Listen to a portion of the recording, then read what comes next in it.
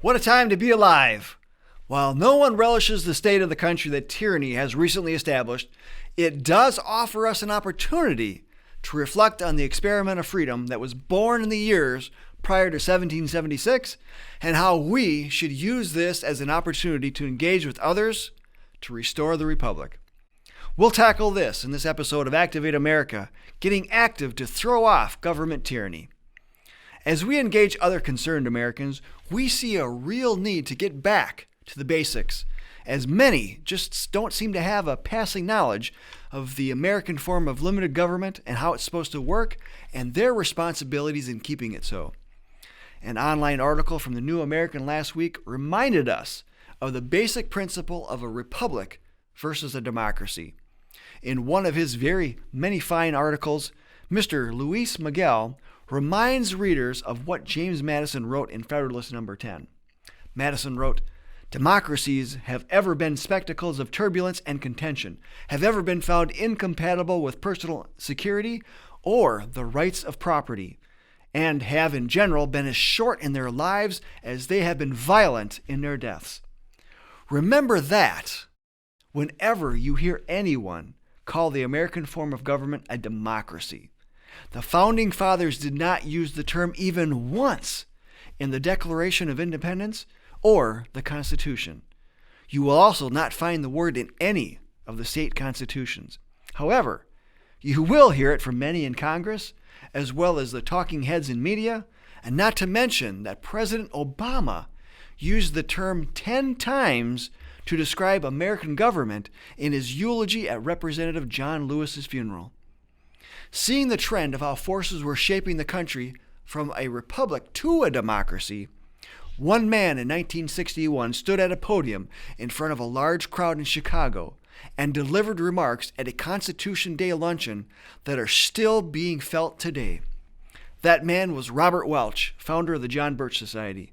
Mr. Welch chose specific events throughout history to demonstrate just how Founding Fathers had arrived at the conclusion that America was to be a republic, not a democracy. The speech he gave continues to be one of the best explanations, and today we will quote extensively from it. He began in Greece in the year 594 BC, when the first written regulations were created for man to govern himself by. Mr. Welch explained that a man by the name of Solon introduced a well-governed state when the people obey the rulers and the rulers obey the laws. Mr. Welch continued, "This concept, that there were laws which even kings and dictators must observe, was not only new, I think it can be correctly described as Western."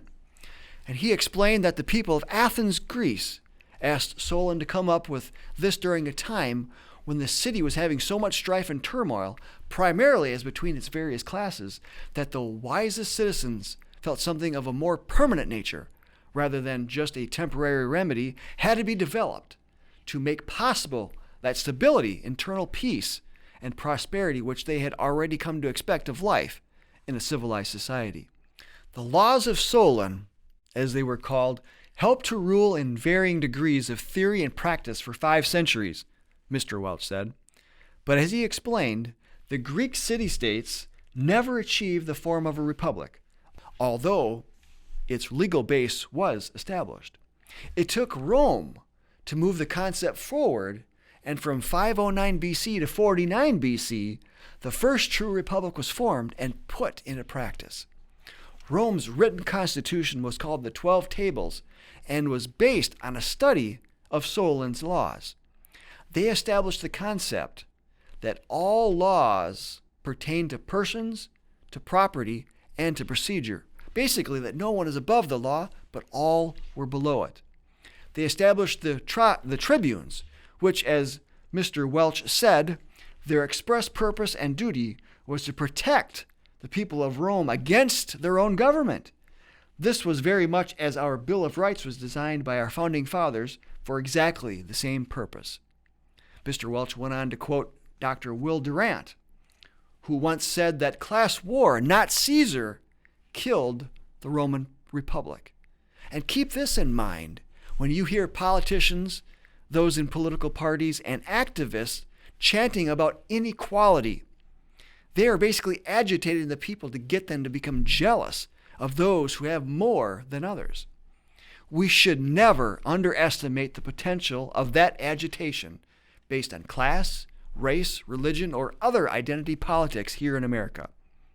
So in his speech, Mr. Welch continued to quote Dr. Durant, who also said, "Without checks and balances, monarchy becomes despotism, aristocracy becomes oligarchy, democracy becomes mob rule, chaos, and dictatorship." Mr. Welch said that Dr. Durant went on to quote Cicero verbatim about the man usually chosen as leader by an ungoverned populace as someone bold and unscrupulous, who curries favor with the people by giving them other men's property. And therein is what happened to not only Greece, but Rome as well. When government is used to provide for some, it takes control of not only those that it provides to, but also from those that it had to take in order to give to others. That amount of control can have devastating consequences to individual freedom, the incentive to work, as well as fueling the effort to grow government beyond its constitutional scope. Again, quoting Dr. Durant, Mr. Welch's speech continued. "Man became free," he said, "when he recognized that he was subject to law. The Romans applied the formerly general term republic specifically to that system of government in which both the people and their rulers were subject to law." Mr. Welch said, as early as 1775, John Adams had pointed out that Aristotle, representing Greek thought, Livy, whom he chose to represent Roman thought, and Harrington, a British statesman, all define a republic to be a government of laws and not of men. And it was with this full understanding, Mr. Welch said, that our Constitution makers proceeded to establish a government which, by its very structure, would require that both the people and their rulers would obey certain basic laws, laws which could not be changed without laborious and deliberate changes in that very structure of that government. And Mr. Welch continued, "And so our republic was started on its way. And for well over 100 years, our politicians, statesmen, and people remembered that this was a republic, not a democracy, and knew what they meant when they made that distinction." Again, he says, let's look briefly at some of the evidence. He said Washington, in his first inaugural address, dedicated himself to the preservation of the Republican model of government. Thomas Jefferson, our third president, he said, was founder of the Democratic Party. But in his inaugural address, although he referred several times to the Republic or the Republican form of government, he did not use the word democracy a single time. And John Marshall, who was Chief Justice of the Supreme Court from 1801 to 1835, said between a balanced republic and a democracy, the difference is like that between order and chaos. Mr. Welch continued on for nearly another 10 pages before he concluded with this. In summary, I personally think that, as I said in the Blue Book of the John Birch Society, democracy is a weapon of demagoguery and a perennial fraud. I think that a constitutional republic is the best form of all forms of government man has yet devised. Our founding fathers thought so too, and the wisest Romans had already come to that conclusion.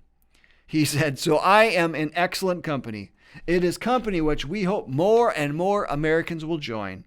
To that end, we are saying everywhere we can and asking all of you and tens of thousands to say with us, this is a republic, not a democracy. Let's keep it that way." When you see organized groups in the streets rioting to get laws changed and lawmakers acquiescing to their actions, that's not the republic in action. That's mob rule, otherwise known as democracy. When leaders advocate for democracy, they're either ignorant of what they're asking, or they know full well of the hope and change they seek will transform America. In the rule of law, words have meanings and actions have consequences. To help others understand this basic and important principle, share with them the full speech of Mr. Welch, which is called Republics and Democracies, or have them watch Overview of America, which also explains the imperative differences between a republic and a democracy. Now, both can actually be physically distributed, and both can actually be shared online. These materials make also great resources for homeschool, Sunday school, and discussions in the public and private classroom. They could also be used for presentations at various community service club meetings, particularly during regular breakfast or luncheon meetings. But it's up to you to get active and stay active. We have a fantastic opportunity right now to engage with those seeking answers, and many are doing so. How about you? Links are in the video description. Until next time, this is Bill Hahn for the John Birch Society saying stay active, everyone.